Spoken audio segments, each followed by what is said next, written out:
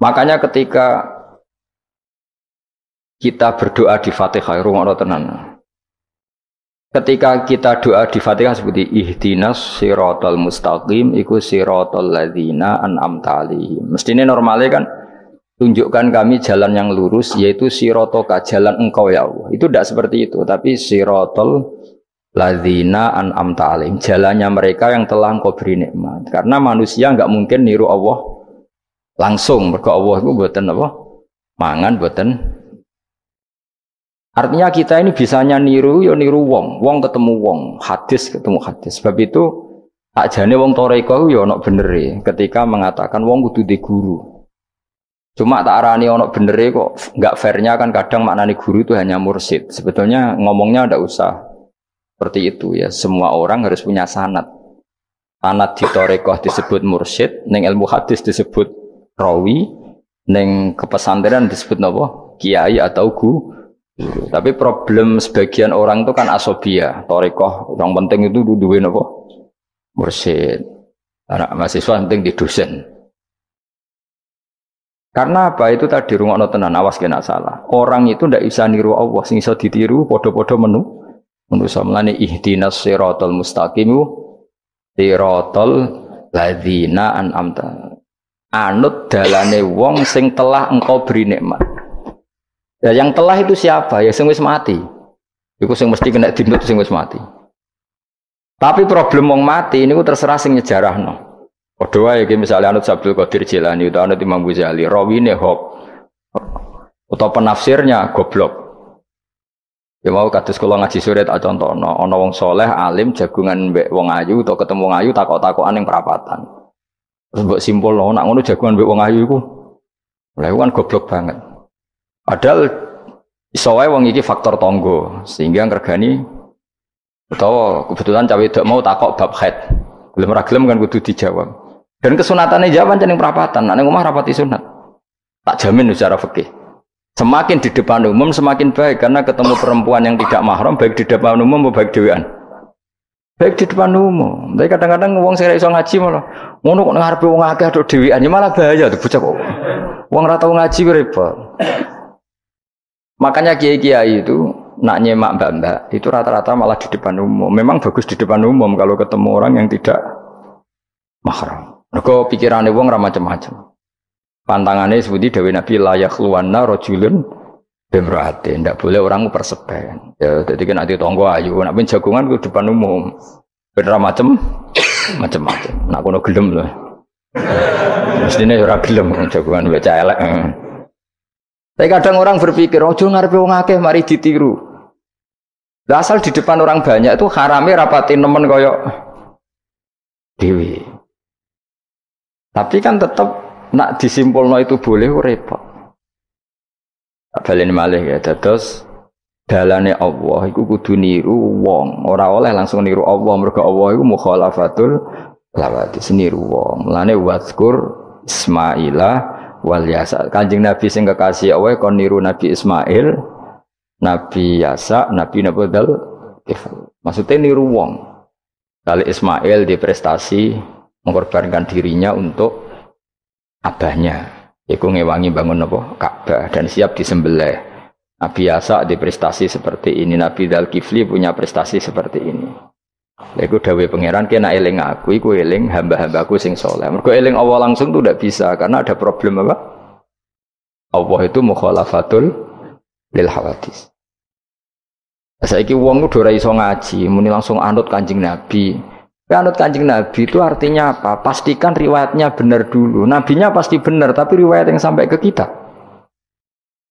Pertanyaannya bukan kita anti anut Nabi, memastikan riwayat itu benar atau tidak. Setelah riwayat itu benar, maknanya benar enggak? Bisa saja maknanya salah. Kayak kelompok-kelompok yang mudah mengkafirkan orang itu maknanya hadis salah. Memang Nabi ngendikan laisa minna ya tidak termasuk golonganku wong sing tau bodoni. Tapi maksudnya Nabi ya dalam konteks itu tidak termasuk golonganku. Bukan berarti dia sama sekali tidak termasuk umatnya Kanjeng Nabi. Karena dalam banyak hadis Nabi ngendikan syafaati li ahlil kabair min ummati. Umatku sing tahu dosa lah berhak mendapat syafaat. Andai kan orang yang pernah bodoni langsung enggak umatnya Nabi, berarti menjadi kafir. Antuk dari hadis ya laisa minna. Ora termasuk golonganku wong sing nate bodoni man ghasyana. Banyak kalau nuruti itu banyak, tidak termasuk golonganku sing bodoni, termasuk golonganku yang itu kan banyak yang dicap Nabi enggak. Riwayatnya benar tapi pemaknanya salah. Makanya ada pepatah masyhur itu kalau dalam tradisi ulama itu, laula murabbi lama arafna rabbi, walau lal ulama lama arafnal am. Iya, laula murabbi umpama ora ana sing didik aku, lama arafna rabbi. Kita ndak akan ngerti Tuhan ingsun.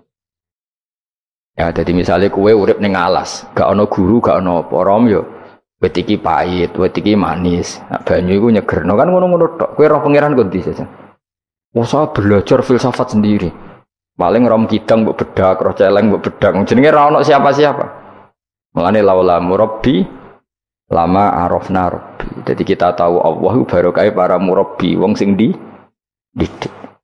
Jika hubungan kita dengan Allah itu ya nurut sing didik. Ya jenenge laula murabbi lama arafna rabbi. Terus nomor loro walau lal ulama lama arafnal anbiya. Andai kan tidak ada ulama, kita juga gak ngerti Nabi. Kowe kok sithik-sithik sunah Rasul hadis sing nerangno sapa? Kalau kowe ngerti Nabi ku nak sujud. Iku ngene, kowe jare sapa? Iku sangka sallu kama raaitumuni sholli. Sahabat nyekseni sujude Nabi, tabiin nyekseni sujude sahabat, tabiin nyekseni sujude para tabiin, terus sampai kula ngerti sujude Mbah Mun niru Mbah Zubair, niru Mbah Karim Nirboyo, terus niru sampai Mbah Hasyim niru Mbah Mahfud niru sing arangi Anatut Talibin Nabi Bakar Sato, beliau niru Utsman Ad-Dimyati, terus niru Sayyid Zaini Dahlan ya, terus saya Utsman Ad-Dimyati, terus sampai Kanjeng Nabi Muhammad sallallahu alaihi wasallam. Mulane walau lal isnad laqala man sa'a ma andai kan tanpa sanad maka orang akan ngomong sekena. Karena itu agama. Sehingga Allah orang ngendikan ihdinas siratal mustaqim siratoka, tapi ngendikane siratal ladzina. Kita harus ngikuti orang. Orang itu siapa yang bisa diikuti? An'amta alaihim, yang telah engkau beri nikmat. Jadi wong itu ora ngerti ngaji ngene iku. Pokoke anut Nabi. Karena kalau anut Nabi secara 100%, misalnya ke iso niru nyun sewu, misalnya iso niru hal tertentu. Wis kowe nak serampangan, saiki sampe nak bedheki. Kowe saiki misale wis iso niru Nabi salat qobliyah. Wis qobliyah niru Nabi, cingkrange wis anut Nabi. Wis misale terus dia wis niru Nabi. Nanti kalau agama itu tidak ada riwayat. Nabi uripe ning Mekah Madinah, kenapa kamu tidak urip ning Mekah Madinah? Misalnya pertanyaannya seperti itu. Maka yang ini terus panjang. Nah, memperdebatkan seperti ini itu tidak ada dulu ulama. Mulai dulu nggak ada memperdebatkan seperti ini.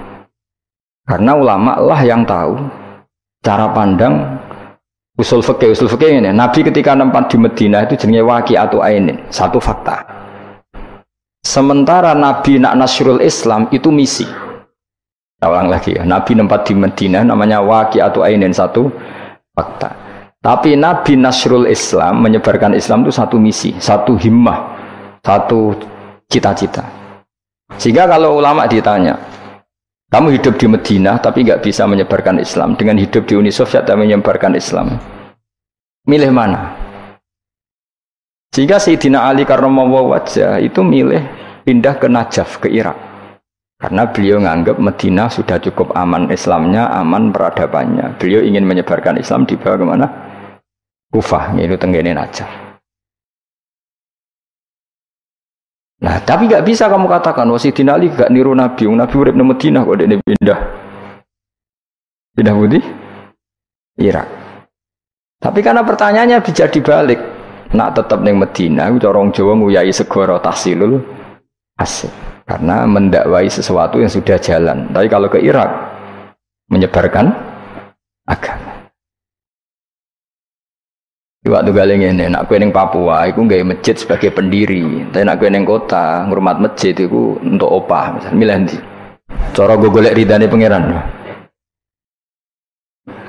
Nah, misalnya seperti itu. Jadi ulama usul fikih yang tahu duduk perkaranya itu. Ya sudah, kita harus mengikuti ulama. Karena dia yang tahu, beliau-beliau ini yang tahu cara pandang. Mulane laulal ulama lama arafnal anbiya. Dulu ketika era murni itu orang sedekah itu biasa, mesti diterima. Hadiah ya biasa mesti diterima. Tapi ketika era Umar bin Abdul Aziz, beliau jadi khalifah, dulu seperti itu namanya sedekah, sekarang suap. Semenjak itu ada aturan baru, kalau orang sedang jabat kok dikasih hadiah orang berperkara itu enggak boleh karena potensinya. Dulu enggak kebayang ada suap itu, karena orang kalau ngasih ya ikhlas, bahkan diterima itu sudah senengnya bukan. Nah, saya gak salam tempel sidik ngatur kiai. Mulai dolim. Terus jalukane yo aneh-aneh, ora sekedar ngundang pengajian, jaluk swarga. Amit-amit tenan. Justru iku mari ra swarga, wong salam tempel ngono kok jalukane apa? Swarga. Jadi saya ulang lagi ya. Eling-eling makalah ulama, laula murabbi lama arafna rabbi walau ulama lama arafnal anbiya. Karena kita butuh sanad. Kalau kamu tanpa sanad, maka bayangkan Islam itu sesuai yang kamu bayangkan tadi. Jadi misalnya bayangkan Nabi itu figur yang begini-begini. Padahal kadang Nabi itu figur yang secara ilmu soleh itu malah kadang nggak iso nalar. Sing iso nalar itu ilmu yang riwayat. Misalnya gini, Nabi itu punya sisi unik. Kalau dahar itu di depan umum, ya kadang sampai di luar di depan umum. Terus kalau memperlihatkan sebagai manusia itu ya diperlihatkan. Kenapa? Karena Nabi jadi Nabi itu setelah Nabi Isa. Nabi Isa karena begitu sempurna malah kecelakaan dianggap pangeran. Sehingga Nabi itu kalau dahar itu di depan umum. Terus Nabi istrinya banyak. Karena untuk mempertegas bahwa Nabi itu tidak Tuhan. Karena ciri utama Tuhan itu tidak beristri, tidak beranak, tidak makan, tidak minum. Jadi kamu ini cara bahasa modern itu Nabi justru bikin kontra dengan Tuhan supaya kelihatan tidak sebagai Tuhan. Nak loro yo bangga, nak dahar yo bangga, nak ngombe yo bangga. Justru itu bagus. Itu di ranah ilmu. Tapi nak di ranah rasa, kowe kan seneng di panutan sing terkenal atau mangan. Terkenalnya atau ngombe kan kesannya kan luweh keren. Tapi secara ilmu itu tidak bagus karena nanti ada potensi kecelakaan dianggap Tuhan. Itu contoh-contoh kecil. Jadi itu ilmu. Lalu yang tahu itu ya tak ulang lagi ulama. Justru Nabi ketika sakit, ketika dipanah ya luka, ketika diantemi wong kafir ya berdarah-darah, itu bagus.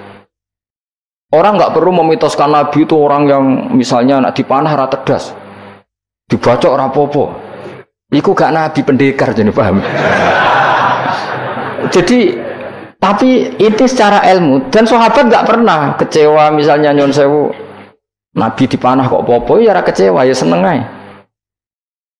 Karena mereka diajari Nabi aku itu gak pangeran. Tidak, ini saya cerita. Jadi andai kan agama itu tidak berdasar sanad, tidak berdasar ilmu, maka orang akan menghayalkan agama dengan pikirannya sendiri. Itu kan seperti orang idolakan Gajah Mada, wah Gajah Mada terlalu sempurna sampai musno. Jadi gak ada kuburane, baliknya neng langit. Soalnya itu dintilah musno terus macam-macam. Nah bayangkan kalau agama disepertikan itu, betapa bahayanya. Makanya agama itu butuh apa? Sanad. Karena sanad ini yang menjaga konstitusi apa? Agama. Makanya eling-elingin apa? Laulal ulama lama arafnal anbiya walau la murabbi lama arafna rabbi. Kita tidak pernah tahu Tuhan kecuali. Nah maka guru ini posisinya kuat sekali. Saking kuatnya posisi guru, ya guru yang seperti ini sampai ada pepatah tadi man ta'allama bila sayhin fasehu setan. Orang belajar tanpa guru berarti gurunya itu setan. Karena ekstrimnya guru, ekstrim, orang tanpa guru itu. Nah kemudian terus mulai ada dominasi. Orang toreko hanya nganggap itu mursyid, mahasiswa hanya nganggap itu dosen misalnya. Terus di tradisi ilmu itu guru. Sebetulnya itu tidak itu semua, yaitu bagian dari itu, tapi tidak itu semua. Yang penting itu ada sanad. Jika cara pandang itu tadi, Nabi di Medina itu waqi'atu ainin, satu fakta sosial. Meskipun dengan segala fadhailul Madinah, tetap itu satu fakta sosial. Bukannya Rasulullah terbanyak hidup di Kufah. Mulai Sayyid alim-alim di Kufah, setelah itu pindah ke Yaman. Apakah pindah ke Yaman itu berarti meninggalkan tempat gaya Rasulullah? Tidak seperti itu. Tapi ciri utama Nabi itu dakwah dan nasrul ilm. Dan yang butuh zaman itu Yaman ya ke Yaman, yang butuh itu ke Indonesia ya ke Indonesia. Nah, andai kan sunnah Rasul dimaknai secara sepihak, kudu urip ning Madinah. Berarti orang Islam sekali gak ning Madinah gak dianggap sunnah Rasul. Wah, kan terus panjang jadinya. Makanya terus ada ilmu, yaitu namanya usul fikih. Usul fikih itu yang ngatur itu semua, yang bisa menganalisis. Caranya gampang saja. Zaman Nabi Sugeng itu sudah nyuruh Sayyidina Ali ke Yaman, disuruh dakwah ke Yaman. Beberapa sahabat disuruh ke daerah-daerah terpencil. Artinya apa? Andai kan yang ditempati Nabi Madinah itu jadi sentral, harus orang di Madinah, Nabi tidak akan menyuruh orang keluar dari. Tapi nyatanya mereka disuruh keluar demi kepentingan dakwah. Berarti keluar dari Madinah itu bukan meninggalkan sunnah Rasul. Akhirnya terus jadi ilmu. Makanya terus dibedakan mana waqi'atu ainin, mana yang misi. Tentu didahulukan apa? Misi atau himmah. Jadi itu harus ada ilmunya, memang seperti itu. Misalnya termasuk yang paling terkenal saya contohkan berkali-kali. Nabi itu kalau sedekah ya pakai tamar. Kalau uang ya pakai dinar. Tapi ilmu kita tahu maknanya itu adalah alat tukar. Hingga di Indonesia kita sedekah pakai rupiah. Kalau Nabi pakai tamar, kita ganti beras karena maknanya kut, makanan pokok. Oh kok pepeh niru Nabi. Lagi niru Nabi saiki berarti sedekah rupiah gak niru Nabi. Nabi gak pernah sedekah pakai rupiah, tapi pakai apa? Dinar. Nah itu terus ada ilmunya. Yaitu disebut ada ilmu waqi'atu ainin. Kebetulan Nabi orang Mekah, maka sedekahnya pakai dinar. Di era itu orang Mekah seringnya dahar kurma. Terus itu semua dimaknani kod sama alat tukar. Apa? Kod sama alat tukar. Sekarang alat tukar rupiah ya berarti sedekahnya rupiah. Kalau zakatnya dulu makanan pokok di Mekah ya kita zakat pakai makanan pokok di Indonesia. Maknanya beras. Itu ya ulama lagi yang tahu itu ulama. Lane lengi-lengi ihdinas siratal mustaqim itu siratal ladzina, jalannya mereka yang telah engkau beri nikmat. Karena kalau langsung anut Allah anut apa? Anut Kanjeng Nabi misalnya, terus sanatnya gimana coba? Misalnya sholat madhep Ka'bah, itu ya sudah kita anut Nabi, sholat itu madhep Ka'bah. Tapi zaman Nabi teng Madinah itu luas masjid Madinah itu sudah lebih dari luasnya Ka'bah. Geleng-geleng. Dina ana wong fanatik Ka'bah itu fanatik presisi Ka'bah itu rapati ngaji. Zaman Nabi Sugeng itu luas masjid itu sudah lebih luas ketimbang Ka'bah. Ka'bah itu hanya 18 kali 16 meter. Saya rungokno 16 sampai 18 meter diameternya itu. Berarti kalau ingin kenceng Ka'bah, semua masjid harus luas maksimal itu 18 meter. Karena kalau masjid itu 50 meter, berarti ujung yang sana sampai sana itu sudah tidak center Ka'bah. Kalau ingin center harus bentuk U. Iya kan? Kalau Ka'bah itu 18 meter, kalau ingin kenceng Ka'bah berarti masjid semua harus berapa luasnya? 18 meter. Nanti kalau 50 meter yang ujung sana sama ujung sana, bodoh utopia, bodoh. Tapi zaman Nabi Sugeng itu masjid di Madinah itu sudah lebih luas ketimbang diameter. Itu menunjukkan bahwa madhep Ka'bah itu tidak harus persis Ka'bah untuk jarak yang jauh, cukup jihah itu namanya arah. Ya terus seperti itu. Lagi-lagi lalu lama arafnal ambiya. Kemudian nasah mansuh. Kalau sampean belajar textbook, Nabi Ibrahim bojone akeh, Nabi Dawud bojone akeh, Nabi Sulaiman apa meneh.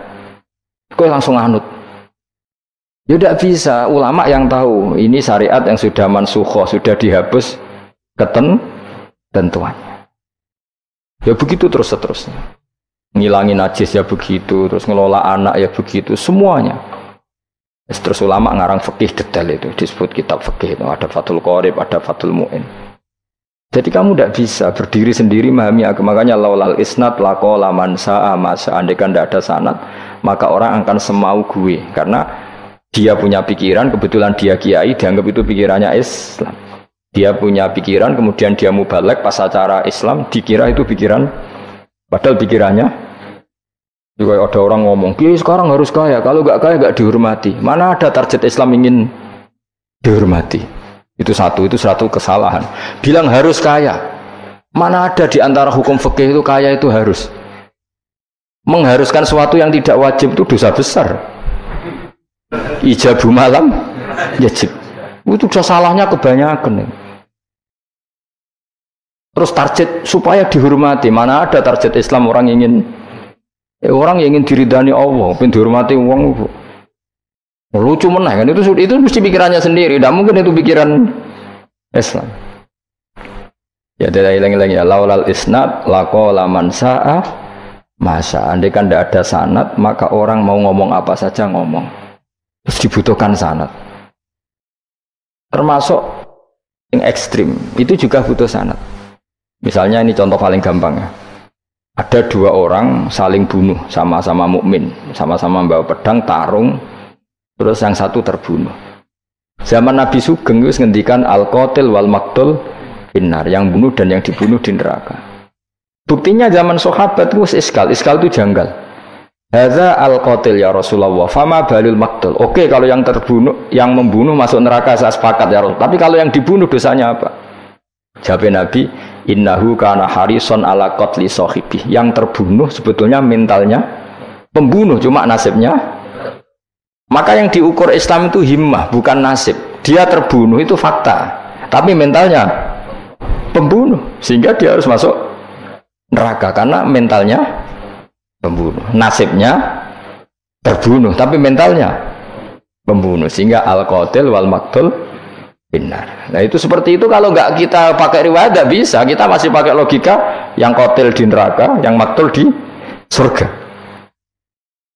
Maka jangan-jangan kita di Indonesia bisa saja kita ini Islamnya luar biasa, karena justru di Indonesia itu kita dakwah. Makanya di guyonan kiai terkenal itu, ini kisah nyata tapi jadi guyonan, tapi nyata. Ada orang dari beberapa negara, iya nggak apa-apa, Imam Akbarnya saja nggak dapat apa-apa. Wah, mereka cerita, wah kalau di kita digaji gini. Karena negara sudah peduli sama imam masjid, sama imam musola gini. Nah, setelah dia bangga sama Kiai Indonesia digosok. Makanya kamu sholat terus ya, takut potong gaji. Itu kagetnya bukan main, yang ulama-ulama internasional. Karena kalau satu bulan itu gajinya pas itu cerita 70 juta, yang kelas Timur Tengah itu. Bisa kamu bayangkan berarti per sholat berapa ya? Kan satu sholat tuh 5 ya, 5 kali 30 berapa?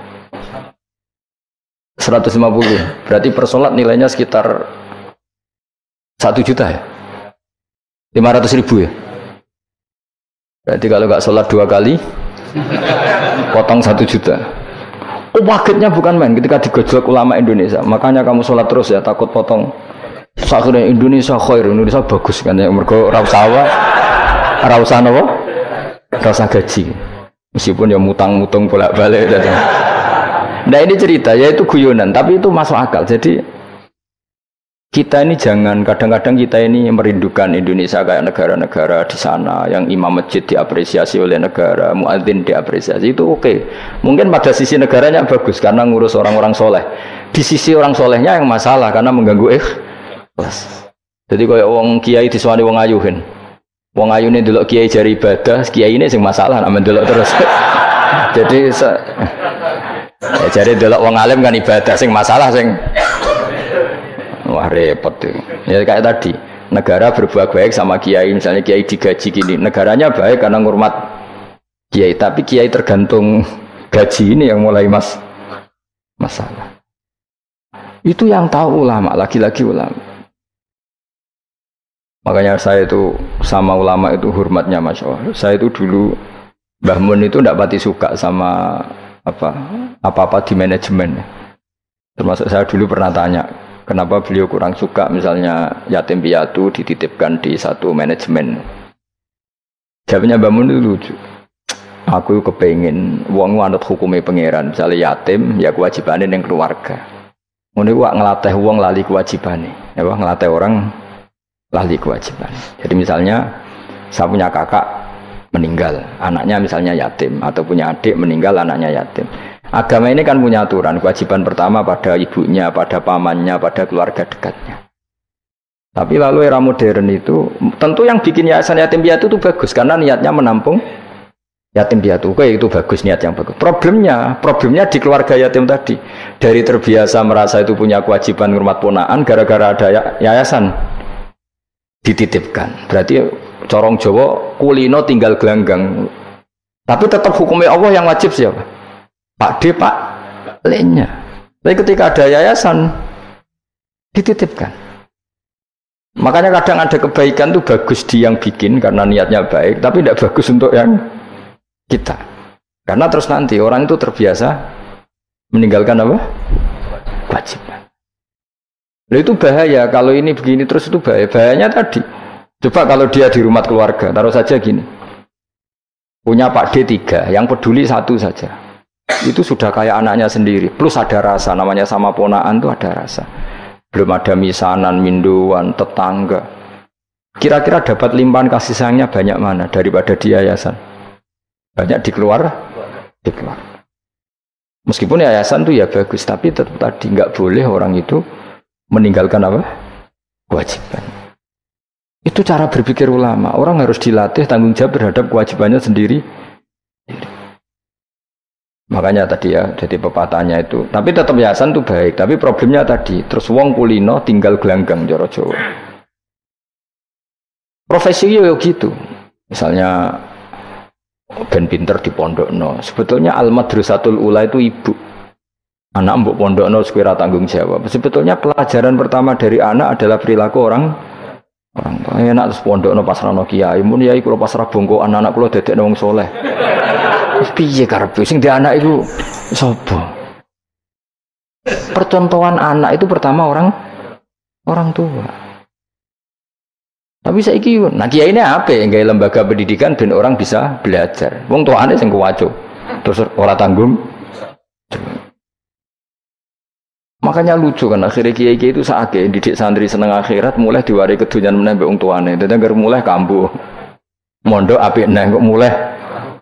Karena tadi ya saya ulang lagi ya, jadi Allah itu layak kulu walayanamu walayasrob. Allah itu enggak tidur, enggak makan, enggak minum, sehingga enggak bisa ditiru. Yang bisa ditiru itu sesama manusia.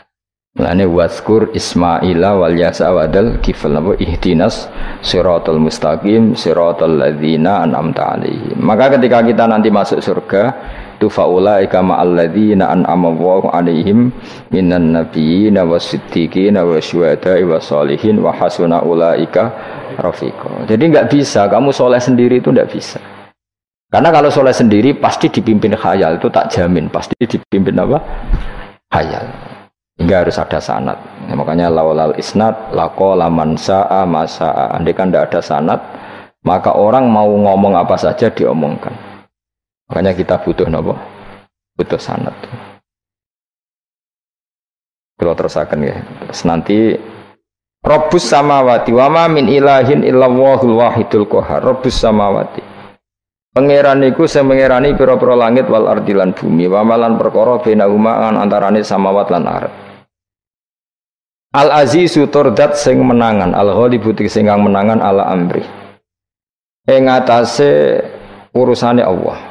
Al-Ghafaru kang akeh nyepurane li auliyaihi maring pira-pira kekasih Allah.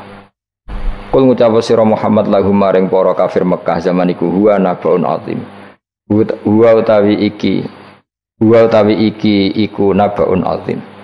Huwa utawi iki lah Quran misale. Huwa utawi iki lah Quran iku nabaun cerita azimun kang gedhe. Antum kang utawi sira kabeh andu saking Quran iku muriduna iku mengo kabeh. Ail Quran itu kesehute Quran lagi kang ambak tukang cerita ingsun kum ing sira kabeh fi iklan lagi. Wajib tu lan teko ingsun kum ing sira kabeh. Fihi napa fihi? Wajib tu kum fihi. Wajib tu lan nekane ingsun kum sira kabeh fi dalam Quran bima klan perkara layak lamu. Layuk lamu kang ora den kinawari apa ma ila bi wahyin. Wa wa qauluhu ma kana liyamin ilmin bil malil ala iku nabaun azim. Ku cerita yang besar.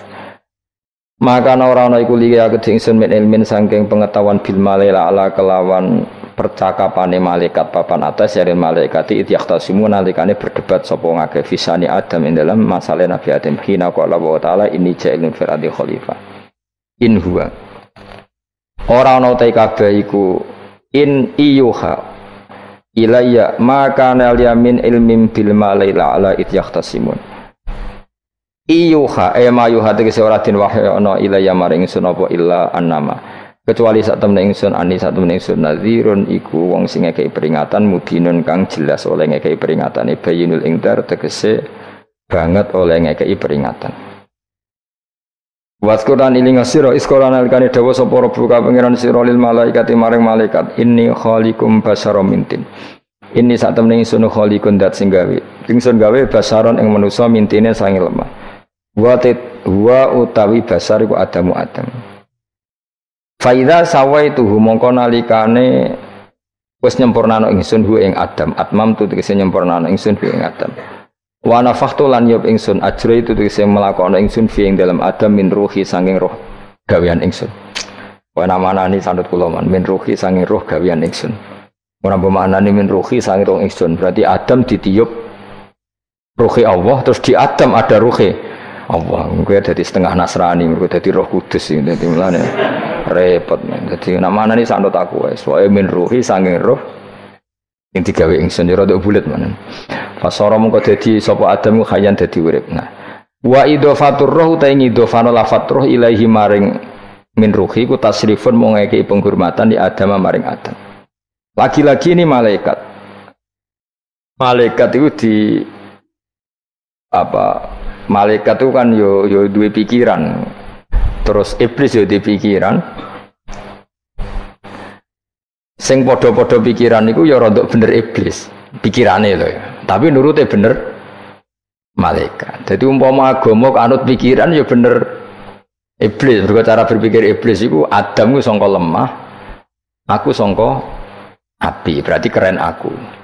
Nah, cara pikirane malaikat wis ora mikir bombol ndi dikongkon yo mana. Jadi agama ini sanat. Agama ini seorang lagi napa? Sanat. Tak jane cara tauhid itu keberatan. Aku ana istilah Baitullah ya keberatan. Wong Baitullah maknane omahe Allah itu takok. Allah manggon wirdi ning Ka'bah. Jadi kita harus ngikuti ulama. Dikatakan Baitullah itu nama penghormatan. Sesuatu itu mulia, maka disebut Baitullah. Bukan berarti Allah nempat di situ. Mergo Allah ndak butuh napa? Tempat. Jadi itu kan jelimet, mang. Lagi-lagi yang tahu itu ulama. Masjid ya dikatakan Baitullah.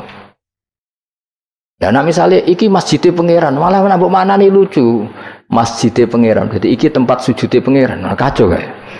Tapi berhubung wong ra paham alhamdulillah, demun-demun iki masjidnya pangeran. Jajal mana nih bahasa Arab? Iki masjidnya pangeran, makna nih terjemah. Iki tempat kacau kayak. Baru kayak bodoh, dora roh naiku kacau. Jadi wajib. Yang melane anut ulama. Jadi darani Baitullah apa? Dikatakan dalamnya Allah maknanya apa? Idhofatut tasyrif. Napa idhofatut tasyrif? Maknanya omah sing mulia sampai diistilahno dalamnya Allah. Wis kudu bulet ngono kaya niki napa? Wa idhofatur roh lahu napa? Tasrifun di Adam. Jadi orang kok wa nafakhtu fihi min ruhi, Nabi Adam tak kei rohku iku ora, tapi sebuti tak tiup dari roh sing roh iku urusanku, tapi ora ruhi Allah mboten. Niku jenenge apa? Wa idhofatur roh ilaihi napa? Tasrifun mok bentuk penghormatan di Adam maring Adam. Waruhu tero iku jismun jisim latifun kang alus. Yahya kang dadi urip bi kelawan ikilah jisim. Yahya kang dadi urip bi sebab ikilah jismun sapa alin sanu manusa binufudhihi kelawan tembusir roh fi fil jismi. Maka umangka napa njungkel sira kabeh lahu maring Adam sajidina hale sujud kabeh. Sujud tahiyatin kelan sujud penghormatan. Keyakinan Imam Suyuti nu bil inhinai mok kelawan diluk. Di Imam Suyuti ya rada unik. Jadi pikiran Imam Suyuti itu, tapi itu tidak disepakati ahli tafsir. Ketika Adam diciptakan itu, ayo sujud, hanya diluk gini. Jadi tidak sampai sujud kayak sholat, itu pikiran Imam Suyuti. Karena Imam Suyuti itu masih meyakini sujud yang kayak sholat itu mukhtasun lillah, hanya untuk Allah. Itu pikiran Imam Suyuti. Makanya beliau menafsirkan sujud itu hanya diluk. Tapi nak cara Senawi Banten umumnya ulama mengatakan ya nak malaikat itu sampai sujud kayak sholat.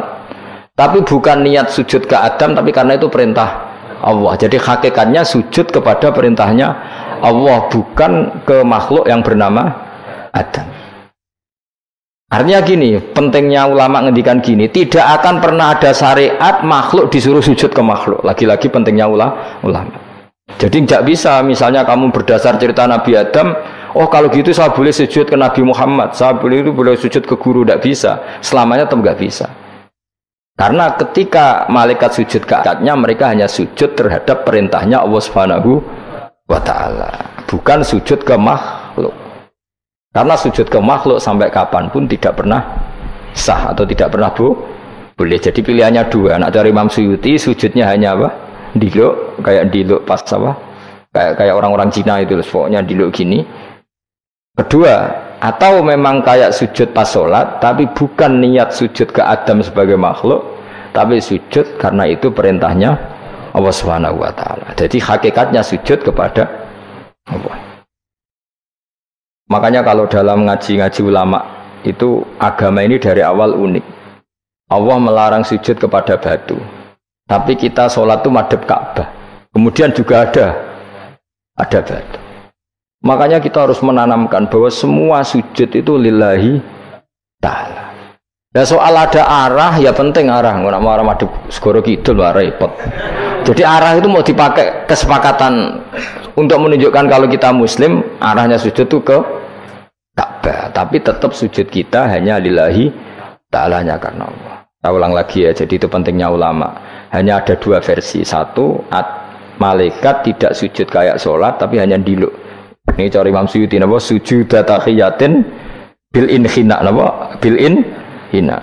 Tapi kalau banyak ulama mengatakan ya sujud betul, tapi tidak niat sujud ke Adam, tapi tunduk kepada perintahnya Allah Subhanahu wa Ta'ala. Pas saja tamu kau sujud soal malaikatu malaikat kulhum iskabene malaikat ajmauna halis kabene kabeh. Fihi ku tetap ing dalam dawuh kulhum ajmaun tak kidani utawa taukid loro yaiku kulhum dan ajmaun illa iblis kecuali iblis. Wa ta iblis ku abul jinni ku abul jin karena ana sapa iblis ku benal malaikat antarane para malaikat. Istakbara sombong sapa iblis wa kana lan ana sapa iblis minal kafirina setengah sange wong sing kafir kabeh fi ilmillahi taala ing dalem ilmune Allah taala. Kala dawuh sapa wa taala ya iblis wa iblis ma manaka mau te apa iku mana ngalang-alangi apa maka ing sira antas juta ento sujud sira lima maring perkara kholaktu kang gawe ingsun biadaya kelawan tangan loro ingsun manane kelawan kekuasaan ingsun manane yadaya di maknane nah mbek ulama mergo nak maknane tangan kok repot nah berarti Allah duwe tangan terus dirubah mbek Imam Suyuti diciptakan dengan tangan saya sendiri maknane apa ayat tawalli itu tegese nguasani ingsun kholqo ing gawe Adam. Jadi Adam tak bikin sendiri. Manane wis pokoke ngono. Dadi biadaya itu istilah penghormatan. Bukan hakikatnya Allah bikinnya pakai tangannya. Wa hadza utawi iki ku tasyrifun iku bentuk penghormatan di Adam maring Adam. Fa inna kulla makhluqin mongko sak temene hakikate kabeh makhluk ya tawala nguasai sapa Allah khalqahu ing gawe kula makhluk. Astakbarta am kunta minal alin astakbarta ana ta sombong sira al ana ing dalem saiki anis sujudi istifamu taubihin am kunta ana ta te sira minal alin setengah sangke wong sing sombong-sombong kabeh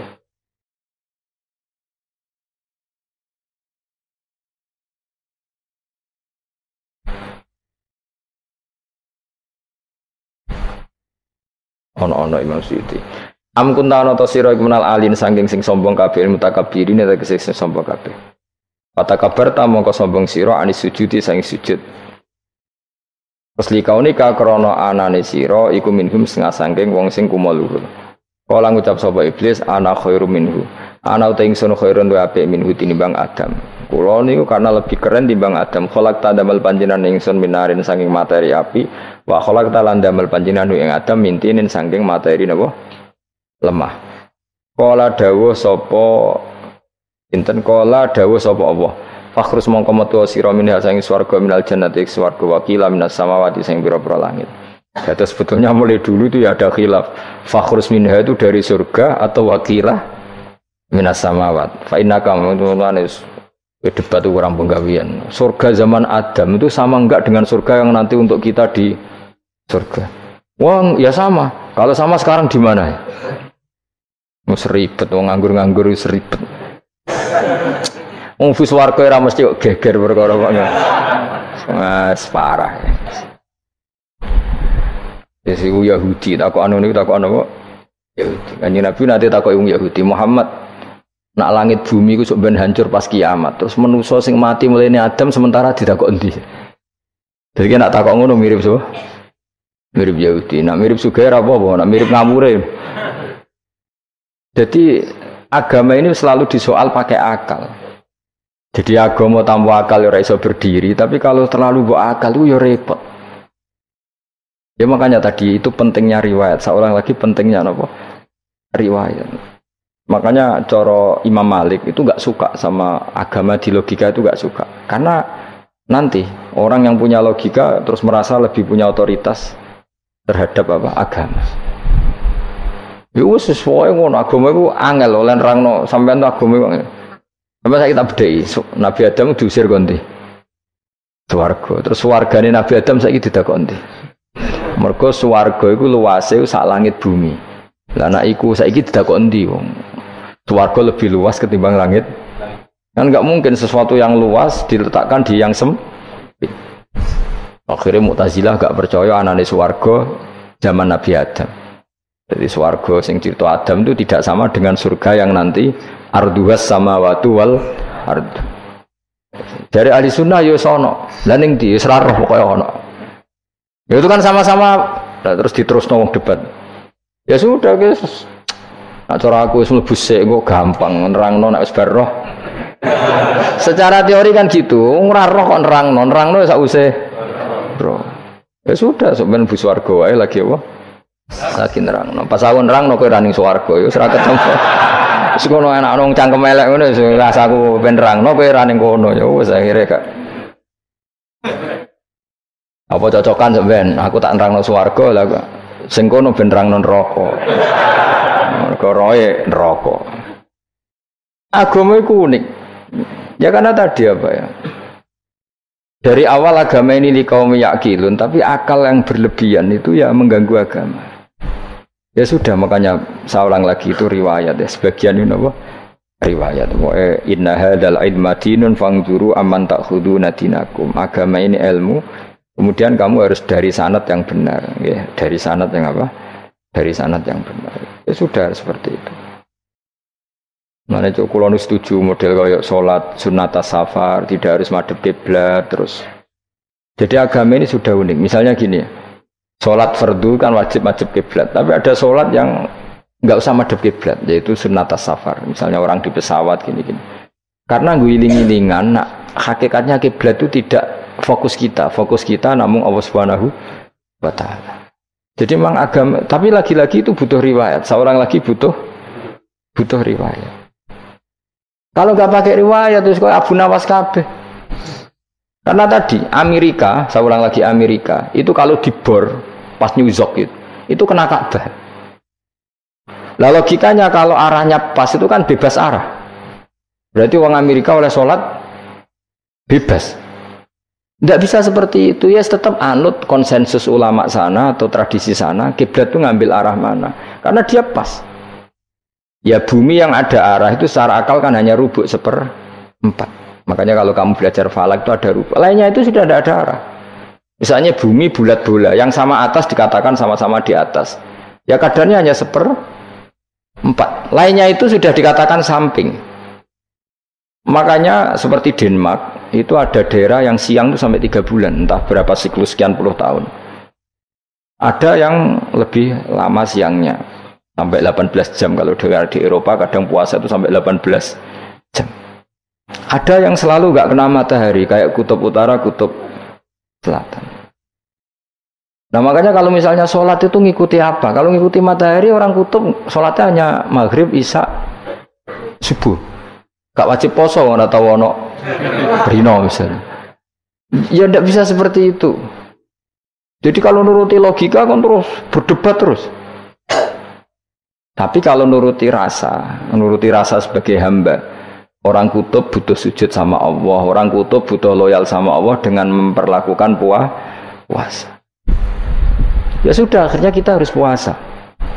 Nah, lalu kalau ukurannya matahari mereka tidak punya matahari, memangnya puasa itu penyebabnya wujudnya matahari apa penyebabnya loyalitas sama Allah Subhanahu wa taala? Loyalitas. Kalau penyebabnya matahari ya berarti kalau nggak ada matahari nggak usah apa? Nggak usah seperti itu cara berpikir. Makanya ngikuti ulama. Karena ulama yang tahu tradisinya Allah dan Rasul.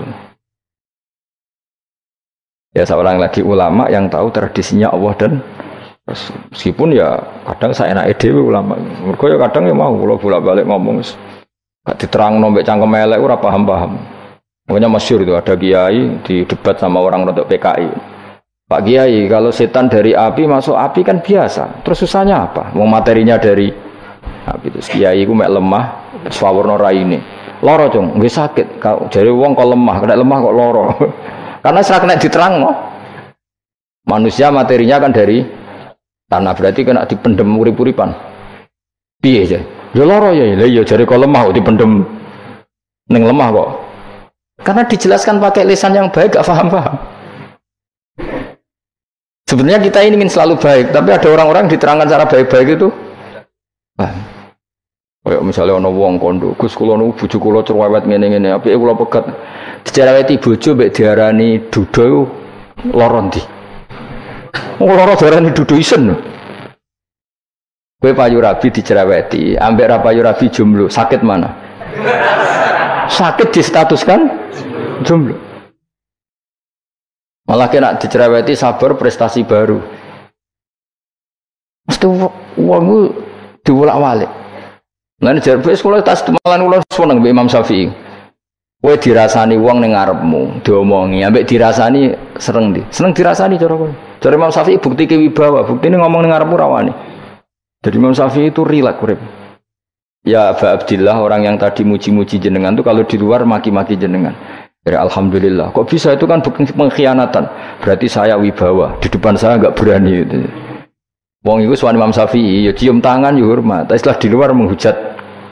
Singkat cerita dilaporkan ke Imam Syafi'i. Orang yang tadi nyium tangannya jenengan itu di luar ngerasani jenengan. Jadi Imam Syafi'i, alhamdulillah berarti aku wibawa. Mendengar kurawani. Ya dianggap enteng saja. Terus ada orang misoi Ja'far Shadiq. Sayyid Ja'far Shadiq itu Sayyid putune Nabi, orangnya soleh alim, gurunya Abu Hanifah. Di antaranya gurunya Abu Hanifah itu Sayyid Ja'far Shadiq. Itu kalau dihujat orang diomongin ini, dimaki-maki. Sampai ke rumah. Pas mau masuk rumah, kamu masih ingin maki-maki saya? Iya. Tak tunggu sampai selesai. Setelah selesai, sudah, sampun, sudah. Masih emosi orang, sudah. Kamu misoi saya berdasar apa yang kamu ketahui. Yang tidak kamu ketahui lebih banyak, maka saya tunggu. Izin sampai terus ketika ditanya, kenapa engkau sabar ketika jenengan saya pisui? Orang ini akhirnya tobat, mencium tangannya, mencium lututnya. Jawab saya Ja'far Shadiq ini. Aturahu tu'sokurhan, aturahu yu'sokurhan. Orang nggak paham kalimat itu, tapi tak terangkan. Ben dadi wali. Kowe roh pangeran, ya tahu. Sing durakani pangeran tuh banyak enggak? Yang maksiati pangeran tuh banyak enggak? Ya banyak. Lah iya, pangeran sing di langit bumi wae dimaksiati, apa meneh terima aku. Akhirnya terus, jadi orang-orang soleh itu cara berpikir itu di luar kapasitas kamu. Apa ya? Mereka itu hanya Allah, taunya itu hanya Allah. Aku kan enggak egois, harga diri. Mana ada agama berdasar harga diri itu kalau dalam bahasa Arab disebut hamiyatul jahiliyah, itu gengsi nopo jahiliyah. Makanya ketika saya berkali-kali cerita itu, ada seorang ulama dipanggil tetangganya nom. Setelah sampai situ, sudah kembali, saya tidak butuh kamu. Setelah sampai rumah dipanggil lagi, sudah kembali lagi sampai 3 kali. Ulamanya tetap ceria, tetap nyaman. Ketika ditanya, kenapa engkau tetap nyaman? Wahai pemuda, kamu itu tetangga saya. Kata Allah dan Rasul, nak kue iman be Allah Rasul kon ngapi tangga. Kon ngundang aku ya teko. Ya seneng wong nuruti perintahnya. Ketika kamu nyuruh saya kembali, ya saya kembali. Memang itu keinginan kamu. Kue tanggaku, aku kon nurut be tangga. Aku ora urusane mbek kowe. Aku mau nyaman mbek perintahnya. Oh, nangis pemuda tadi itu tobat. Kalau kamu kan warga diri, orang kok dipimpong. nek gak bakat wali blas sudah. Jadi orang dulu tuh nyaman. Karena pikirannya namun Allah Subhanahu wa ta'ala. Umar bin Abdul Aziz itu termasuk khalifah paling soleh setelah periode sahabat. Itu mau kapundhut itu sewantai. Ketika keluarganya menangis, kenapa kamu menangisi saya? Ya karena engkau mau mati. Memangnya kalau mati mau kemana aja? Ila khairi madhubin ilaih, ke zat terbaik. Terus aku mbok kon urip awar kowe gak jelas iso ngrumat aku ta ora. Anak Allah malah jelas. Saiki apik ndi urip mbek wong ora jelas sampai sing jelas. Ya wis kapundhut. Kowe kan gak mati ku wedi. Dosane akeh. Lah mungkin nek urip terus ora dosa apa tengene. Gaya tok wis. Dosa kula cek kathah Gus kok mati terus. Ya malah apik mati ora dosa meneh. Biasa wae nek apik mati biasa karena potensinya kamu urip suwi ku dosane apa taat meneh. Nggak jawab. Potensi nih. Dosa meneh apa taat meneh? Apa ya dosa ya taat. Terus pas mati pas taat atau pas dosa? Ya ora usah ngono biasa ya. Ape mati ae matur pangeran Gusti nak saene mati nggih. Mati mawon nak saene urip nggih. Urip mawon Gusti semua anut jenengan Gusti. Zaman kula urip sing ngrumat nggih jenengan mungkin zaman mati sing ngelola nggih napa?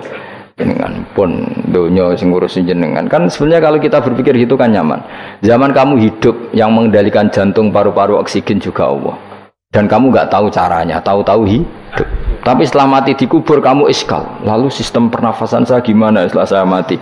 Memangnya zaman yang donya kowe roh. Oh karena ada oksigen. Terus oksigen wujudnya karena apa kowe ya ora roh? Oksigen dari zat gini lah zat iku kok sapa ya ora roh. Mau gaya tok ngomong mau tetep akhirnya ora roh.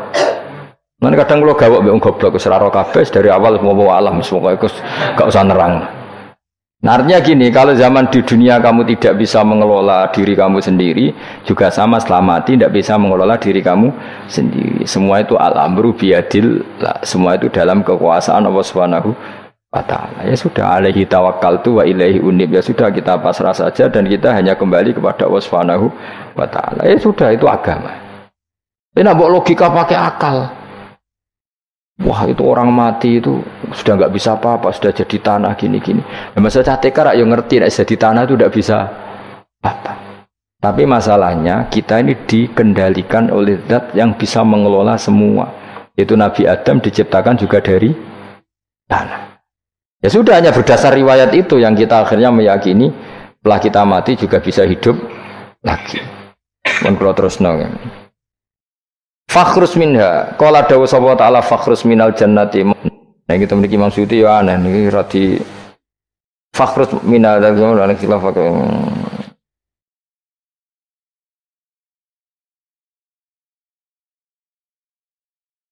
Fakhrus mongko metu sira minha sangi jannah minal jannati swarga wa qila minas samawat.